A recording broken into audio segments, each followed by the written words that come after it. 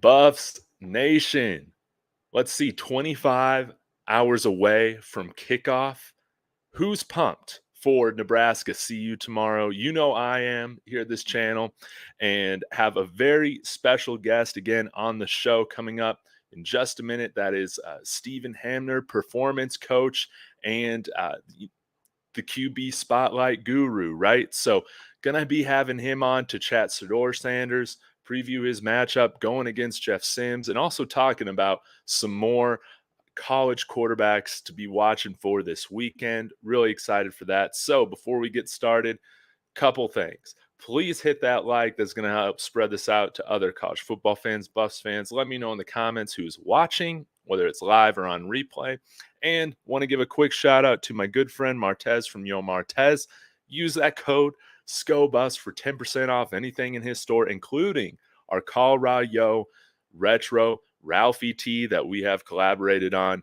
Links in the description, along with the link to subscribe to QB Spotlight here on YouTube. So without further ado, going to welcome Stephen back onto the show. Stephen, how's it going? Thank you again so much for your time. David, thanks for having me on, man. I'm pumped to get on, talk quarterbacks, and my voice is kind of gone, so I apologize. I'll do the best I can. I got my tea, so you may have to take the lead, but we'll be rocking and rolling regardless. Yeah, we'll get through it definitely. Well, man, since we last talked, since we last met, holy moly, what a game last week with Shedeur. I think that we were both very excited to see, how he attacked that TCU defense, but wanted to get your thoughts on his performance last week. Yeah, I think it was like what didn't he do well, right? Like we were talking about it, and like during the preseason, we talked a few times about what he did well, and it was kind of not simplistic, but he did the little things well, which make him really good, right? And I think everyone saw his ability to read the defense, to process defense, to go from pre-snap to post-snap, to make the changes, right? And then the ability to just have feel on his balls. So I think everyone saw his high level of football IQ. I think that's what it came down to. Like he was just like head and shoulders the best player. Well, maybe Travis Hunter, but the best player on the field, right? So it was one of the most like dominating QB performances I've probably seen since like watching Joe Burrow play and just dominating a defense. So yeah, really cool to watch and cool to see like all the stuff we talked about in the offseason. Everyone kind of being able to see on like a live, big national network essentially. Yeah, absolutely. And I think one thing that you brought up earlier on this week on your channel is the fact that Shedeur was 14 of 15 off of play action. What were your thoughts on that? And kind of did this play out how you were thinking with his fit in the Sean Lewis offense? Yeah, I think it was obviously outstanding, right? Like Sean Lewis's offense, they're trying to confuse the defense. They're trying to do stuff post-snap or pre-snap, and play action or quick kind of fakes are one of those things. And so it didn't surprise me that he had success off the play action. Like it's pretty phenomenal numbers. Obviously, it surprised me he threw over 500 yards in his first game. I mean, but I think the fact, 14 of 15, like he used the middle of the field really well, and TCU just had no shot. And Colorado's receivers probably took TCU's defense by surprise, I would imagine. You had like 3-4 guys with over 100 yards receiving. So that was probably a shock to the defense. But just like Sanders being able to, like he did great in play action, but also did great when he just dropped back in the pocket. Like he didn't need play action to open up the passing lanes for him. He just happened to be really, really good at the play action. And of course, that being part of Sean Lewis's offense, no surprise that he was pretty successful there. Oh yeah, definitely. And one of the question marks that we had, coming in here was, how are our lines going to hold up? What was your assessment of the offensive line for their first game out here? Yeah, I think going back to having a good quarterback and having a good play caller. I'm not an offensive line expert, so I'm not going to say like they did good or they did bad, but you can work around a shaky offensive line, right? Not saying that they had one, but if you have a good play caller, if you have a good system, the ball comes out quick, able to process defense quickly, that can kind of mask any maybe disadvantages you have on the offensive line, right? And once you start getting some success throwing the ball, maybe they're timid rushing. Maybe they're looking for other keys, and then it gives the offensive line more time to potentially protect. So I don't have the exact numbers and like the pressure that that he got, but I do have the numbers of Shedeur and how he played against pressure, and it was really, really good. So even when pressure got to him, I think he was still like 8 of 13, like a $160 and a touchdown.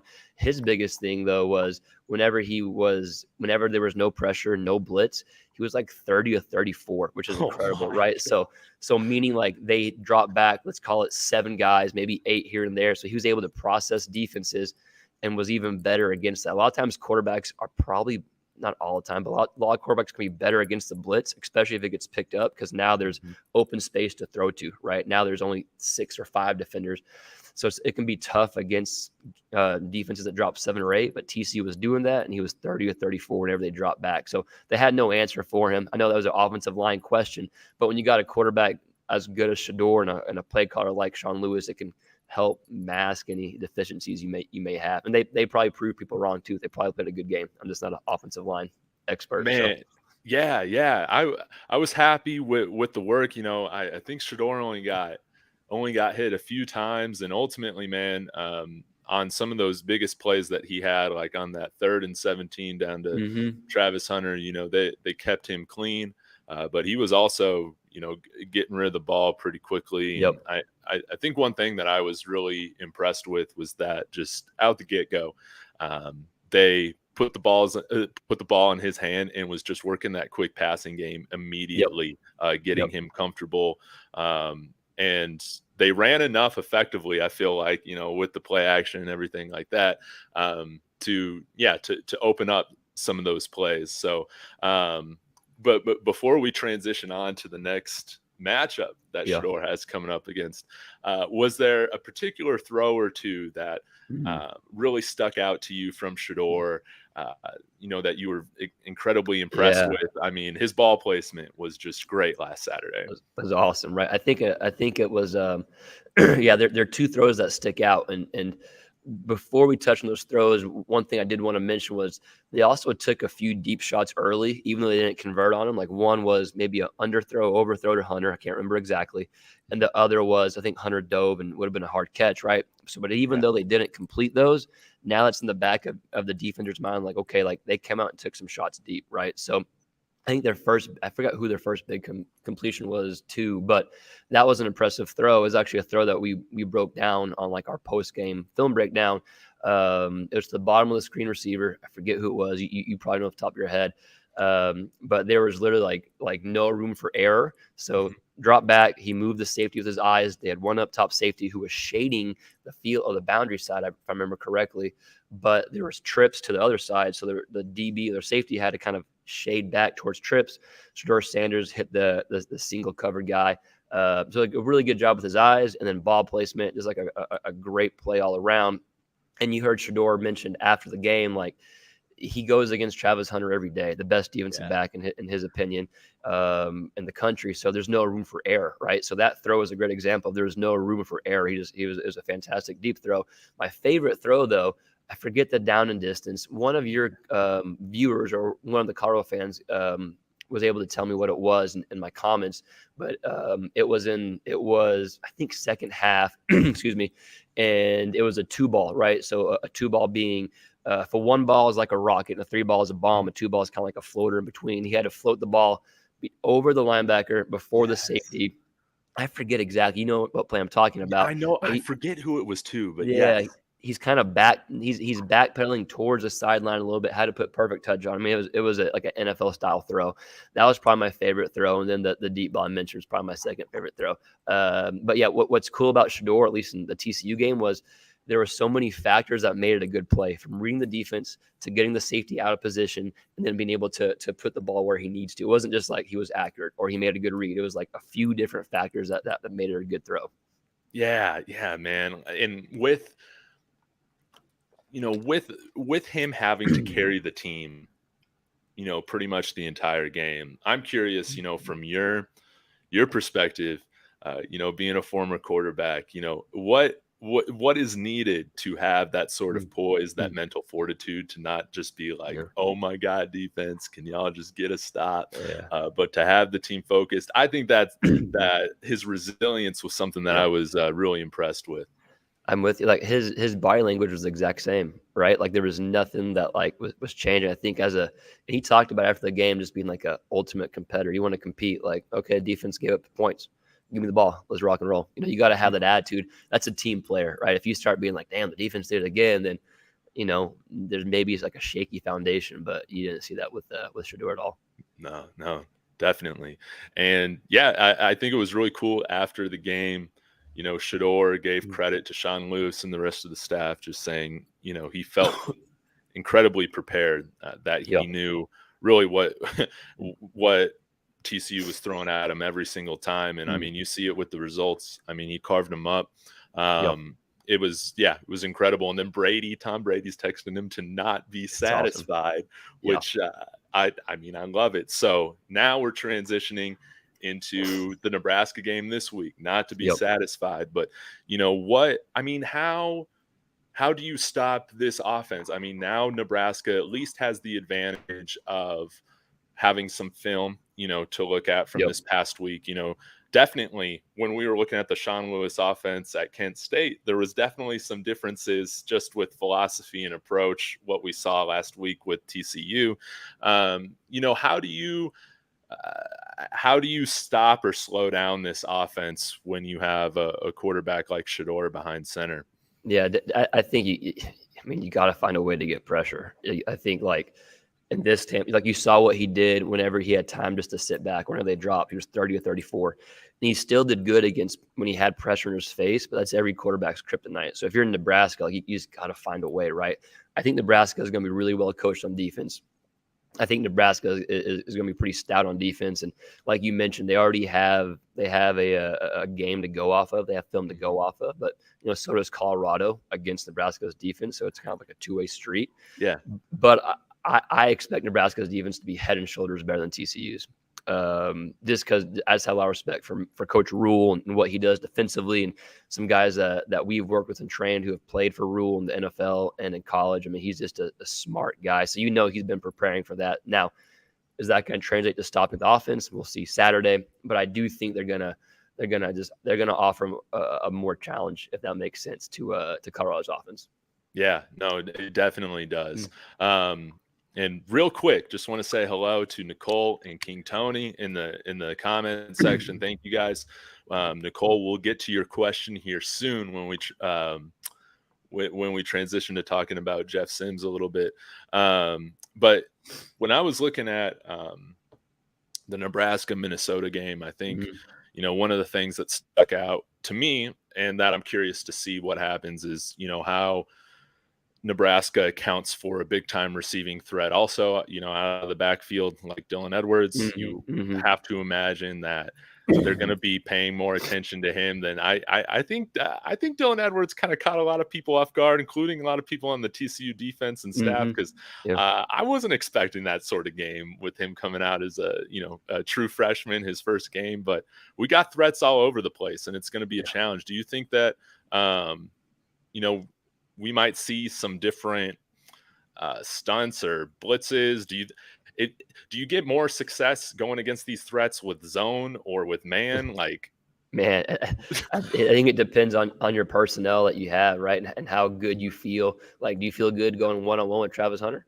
Okay, maybe so, but you better have a safety up top, double team him. Then do you feel good having the other people one-on-one with your receivers? So I think that's one of the keys for Colorado, excuse me, going against Nebraska. One of the keys for Shedeur is you have to find your mismatch. I think you're going to have a mismatch in every play. I really do. yeah, But just because that's the case, doesn't mean that they're going to ultimately get the ball. So you think you have to find your mismatch. Maybe it's the running back you mentioned out of the backfield on a linebacker mismatch, right? Maybe it's Hunter, the safety shades over to the other side. Now you got Hunter one-on-one mismatch. Whatever it may be, you got to find your mismatch. Because one thing Nebraska did a really good job on against Minnesota was they kept everything in front. I think that Minnesota's quarterback had like 44 attempts or something and only 4.5 yards per attempt, which is not very good. Yeah, you want to be like at least 7+ and more like the 8 or 9. I think Shedeur is like, what was he at? Maybe like 10 or 11 range, whatever it may be. But with that said, even though Nebraska did a good job against Minnesota and keep them in front, like Shedeur Sanders is a much bigger threat at quarterback, and they're facing him this week compared to the Minnesota quarterback. So I think mismatch is a big key. Find your mismatch. You kind of touched on it, but find your mismatch. Every play you have a mismatch. It's just determining, okay, who is that mismatch on this specific play. Yeah, and Shedeur definitely looked comfortable just taking what the defense was given to him last week. Excuse me, I might sneeze here. I'm rubbing off on you, dude. I'm contagious through StreamYard. I apologize. Oh man, it's I'll tell you what though, that cedar pollen down in Texas, man, it would always mess me up when I was living down there, man. It would whatever it is, it's getting me. Oh man, yeah, it's not as bad out here, but I still got a little bit of allergies. But anyway, if we're talking about mismatches, let's talk quickly about Jeff Sims. I was expecting Jeff Sims to kind of be unleashed a little bit, coming in here to play for Matt Rule. Obviously, Georgia Tech ran a little bit different of an offense than what we've seen, Matt Rule run before. But, not I was definitely not impressed last week against Minnesota. What are going to be the challenges for him? And, CU, again, it's a new team, but we have just traditionally seemed to always struggle with stopping dual threat quarterbacks. I mean, heck, you saw Chandler Morris break some big old runs against us last week. What do you think the keys are there for Sims to have success, and also the CU defense? Yeah, I think the number one thing with Sims is like he's going to be the best athlete on the field, or one of the best athletes on the field, regardless position. Like he's truly a freak athlete. He could play several other positions. He's very dangerous with his legs, obviously. But I was expecting, and I'm still leaving room for potential to be good and develop. Like I always want to leave room to like, hey, just because a kid didn't have the success he wanted at one school, or he didn't start off good, like there's room to be coached and developed, right? Yeah. With that said, he looked the exact same last week as he did at Georgia Tech. Yeah. Depending your thoughts on like the PFF grades, I was looking at this before this, and out of quarterbacks that had a minimum of 15 dropbacks, you had 133 guys this past week that had at least 15 dropbacks, and he was ranked 131 when it came to passing, right? So if that tells you anything about the passing game. Now, with that said, doesn't mean he's not going to be better this week, right? So I do want to say that there's always room for improvement, but totally. But like his biggest thing is just like accuracy and turnovers. If he doesn't turn the ball over once, and this is so cliche, you can say this about any quarterback, but if he doesn't turn the ball over once, Nebraska could be in a good position in the fourth quarter, right? For a few reasons. If he relies on his legs, he's a freak athlete, and he picks up first downs or he has big plays on timely downs. I think like 7 of his rushes last week went for first downs. He had over 100 yards rushing. So that could really be something that, if they can keep Shedeur off the field and keep the Colorado defense, on the field, then that's kind of their recipe and their approach. But I think in the day, like he's going to have to play better ball. Yes, he's going to have to play better throwing the ball. If I'm Colorado, I'm probably dropping 7 or 8 guys back. I have one spy on Jeff Sims. I don't care if I get pressure on him or not. I'm going to say, hey, beat me throwing the ball. Try to read these 7 or 8 guys dropping back. And if he does it, great. Kudos to him. Now we got to adapt and adjust, right? But that's kind of how I would approach it. And but yeah, always room for improvement. And there's always, you always want to give a kid like, hey, yeah, you can take those steps and play better. But so far, like, you didn't see it last week. So, But yeah, I'm a fan of Sims still. I like quarterbacks who are kind of like forgotten about and saying, hey, he can only do one thing. I like quarterbacks that can prove those type of people wrong. But he's got to do it. So. Yeah, he's got a challenge ahead of him. I think that there is, obviously with him going up against, the secondary that we have right now, that I think that definitely falls to CU's advantage. I do think one area of CU's defense that obviously Nebraska is really going to come out the gates challenging is our run defense, and especially with making Jeff Sims, into that runner. There were a handful of tackles that, that we missed, that we did not wrap up last weekend against TCU. And if I'm Nebraska, that's definitely what I'm looking to challenge.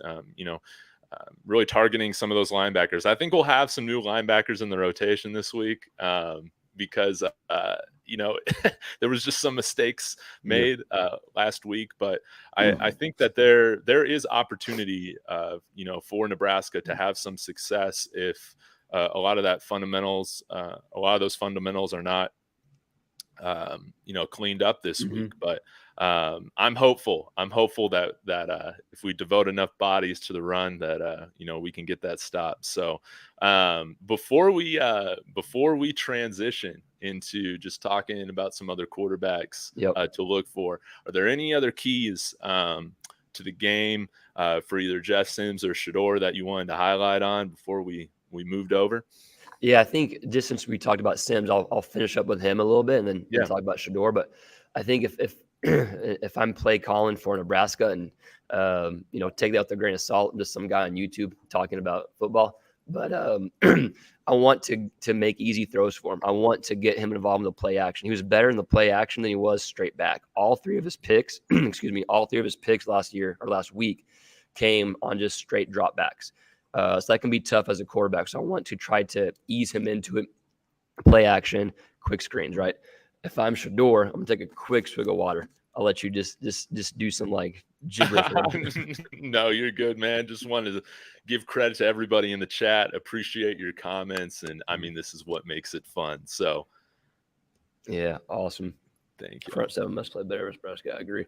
But if I'm Shedeur, I think keys for Shedeur is like you use the middle of the field again. He had 410 yards, came throwing in between the numbers out of his 510. So I think you can use the middle of the field, but at the same time, Nebraska knows that. Nebraska is going to be defending that.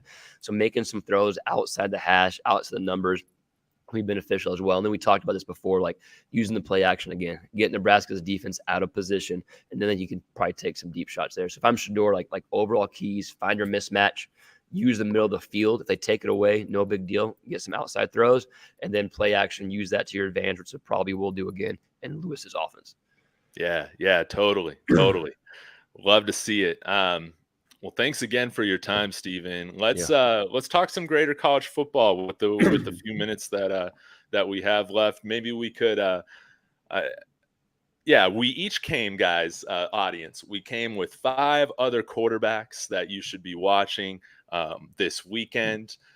So, I mean, with a couple of mine, it's kind of these quarterback matchups that I have. So it's like I got one individual and then I got 2 different kind of head-to-head matchups. Yeah. So maybe we just take 1 or 2, share what we have, and we'll just go back and forth. But why don't you start us out with what's another quarterback to be looking for this weekend? So I'll go with I'll do a matchup. I'll go. I'll just start Texas and Alabama. I'm sure that's probably on your list too. Might as well just jump I into knew that was going to be on your list, so I didn't put it on mine. So let's go Quinn Ewers first because he's getting the most publicity right now, I think, largely because of the inability to hit deep shots, which if you listen to Sark's comments, it wasn't all his fault. But regardless, if you can't hit some deep shots, you're not going to win against Alabama. I think he was 0 of 6 of passes 20-plus yards down the field. So you got to hit deep shots. You got to hit some shots vertical if you're Ewers. Also, he was, I think, 19 of 31. 6 of those completions came on screen. So you take away screens, he's only 13 of 25. So there's some things going on, right? You got to gel a little bit more with your offense, I think. If that's the same case this week, I think Bama has the advantage. Last key for Ewers is you have to expect, I think, different pressures. You have to expect Alabama to come up with different fronts, different looks. Against the blitz, Ewers was 12 of 15. Pretty good, right? Whenever he just dropped straight back, no blitz, no pressure, he was 7 of 16. And just because Rice blitzed him last week didn't mean they got pressure on him. When there was actually pressure on Ewers, he was 1 of 5. So I think you could see Alabama drop guys back and say, hey, beat us. But I also think Bama could maybe get pressure on Ewers, just bringing 4 guys and dropping 7. So that's a recipe for success for Alabama. Totally, man. Yeah, I cannot wait for that matchup because we were robbed last year. That's for sure. Yep. That was a great first quarter and a half or whatever before Ewers got hurt. And man, I'm very excited for that game. I'll stick with Texas. I Okay. have a very interesting G5 matchup I'm looking forward to, and that is TJ Finley carved Yes. up Baylor last week.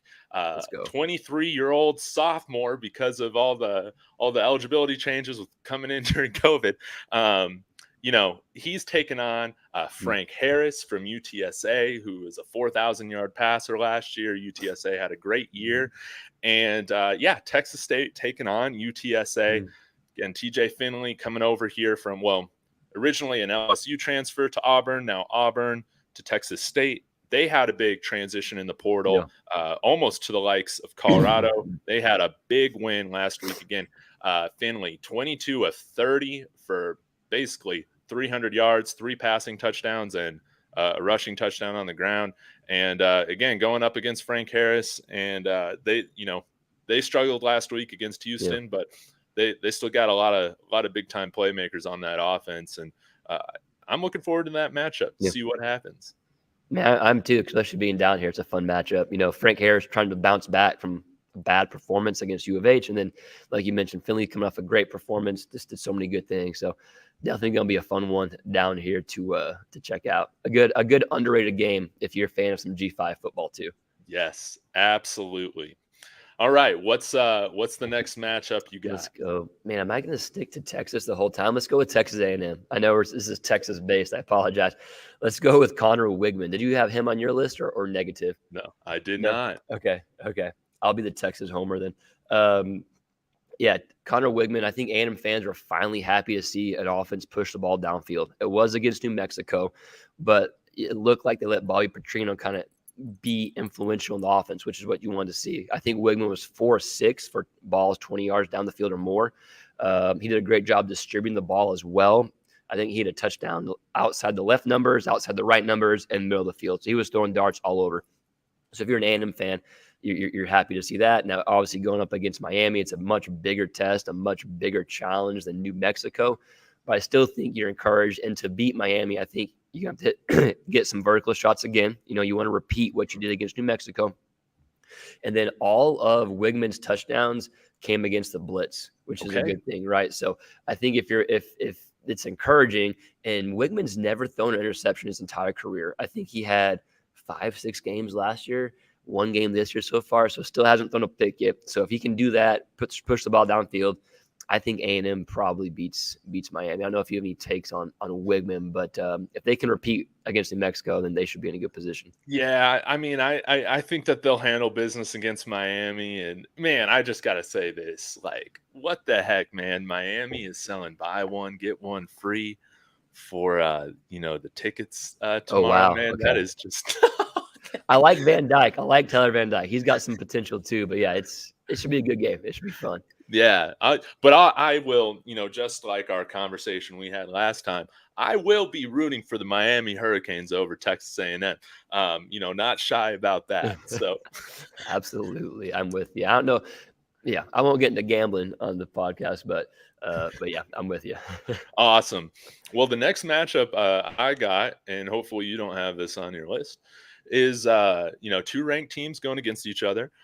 We have Ole Miss taking on Tulane. We have Jackson Dart, who's gotten off to a great start to the season, against Michael Pratt, Cotton Bowl champion last year, carving up that USC defense, especially in the fourth quarter. And I mean, he's come back now. I believe he's a true senior, back for his 4th year. And yeah, both of them had impressive games last week.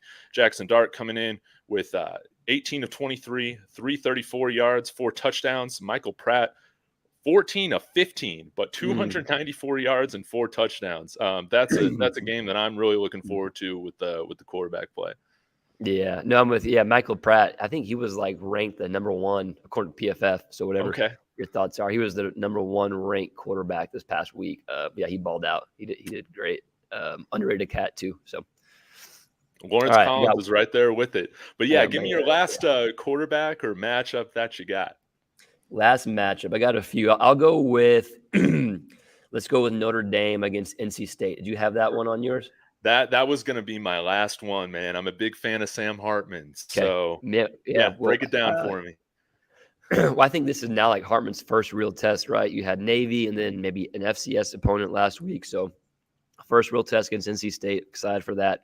For NC State to have a chance, I think Brennan Armstrong is going to have to uh, play a lot better in the passing game. He's going to have to make more plays and just when the plays break down, right? He didn't look great. The offense didn't look great against UConn last week. So I think it's a lot of unknowns. Hartman has done well, but now you're playing NC State. Armstrong, can he get back to that 2021 version? And for them to beat Notre Dame, I think you're going to have to. But yeah, interesting game. I'm excited to check out both Qs. Yeah, definitely. And yeah, again, Hartman's put up some great stats. I think he's got 6 touchdowns on the year so far. But yeah, he's definitely due for his first real test of high end college football this year. So can't wait to watch that. Man, Steven, thank you again so much for your time. Hopefully we can continue to make this a regular thing. I love having you on the show. Before we shut things down, please give all the listeners a little insight of where to find you. You know what kind of videos you've had out this week if they haven't seen your channel, and what they can expect from you moving forward. Yeah, you can find us just, I think QB Spotlight's our channel on YouTube. We have a podcast as well. And we pretty much just talk all things college football related to the quarterback position, just a big quarterback hub. Usually my voice sounds better than this. I apologize. I don't smoke packs of cigarettes a day, I promise. But yeah, we put out like some mini film breakdowns or just like keys to a certain quarterback, what they have to do against a defense. We also have, we train quarterbacks and just different athletes in general. So we have them come on the podcast and give insights to stuff, which is kind of cool as well. But yeah, we're just a big quarterback hub, QB Spotlight on Twitter and I guess YouTube. So yeah. Perfect. Awesome. Well, thanks again for joining us, Steven. Hope you have a great time enjoying all the games this weekend. And yeah, we'll have you back on here hopefully in the near future. And again, audience, thank you again so much for engaging in the comments. It really means a lot. And again, please hit that like on the way out, and go subscribe to the QB Spotlight. Linked his channel there in my description. Y'all have a wonderful day. I will be back later this afternoon, so be on the lookout for that. And as always, Buffs family, let's go Buffs.